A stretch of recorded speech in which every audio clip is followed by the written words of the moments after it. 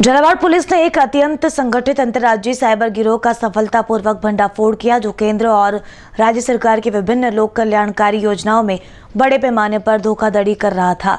ये भारत का पहला ऐसा व्यापक अभियान है जिसमें सार्वजनिक धन कर्जों, किसानों, पेंशन धारकों और कमजोर वर्गों के लिए निर्धारित थ्रकका का दुरुपयोग कर रहे अपराधियों को जड़ से पकड़ा गया है।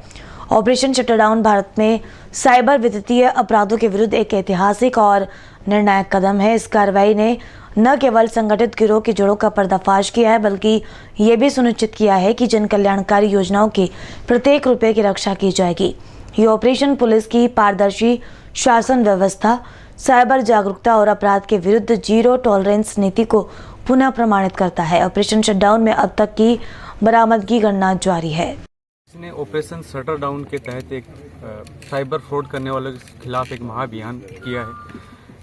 8 अगस्त को झालावाड़ पुलिस को एक गोपनीय परिवाद पुलिस अधीक्षक कार्यालय और साइबर थाने में प्राप्त हुआ, जिसमें किसी मुखबिर ने ये सूचना दी कि कोई ऐसा गिरोह एक्टिव है झालावाड़ में जो सरकारी योजनाओं का जितना भी पैसा है, मुआवजे का पैसा है, पीएम किसान निधि योजना का पैसा है, वह पेंशन योजनाओं का पैसा है, उसको कहीं ना कहीं साइफन ऑफ कर रहा है और उसको साइबर फ्रॉड अलग अलग अकाउंट्स के माध्यम से करके उस पैसे को गबन किया जा रहा है। चूँकि जो मुखबिर से जो सूचना आई, उस सूचना की प्रकृति में कई सारे तथ्य थे, जो तथ्य की जांच करना बड़ा जरूरी था और तथ्यों की प्रकृति बड़ी संवेदनशील थी।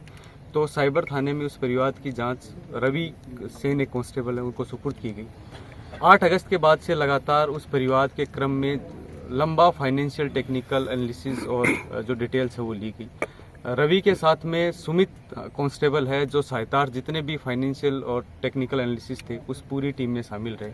लगभग हमारे 2.5 महीने की इस पूरे टेक्निकल एनालिसिस के बाद में पूरे गिरोह की जो शुरुआती हमें सूचना मिली वो बड़ी लिमिटेड थी, उस सूचना को पूरी तरह पिछले इतने महीनों में हमने डेवलप किया।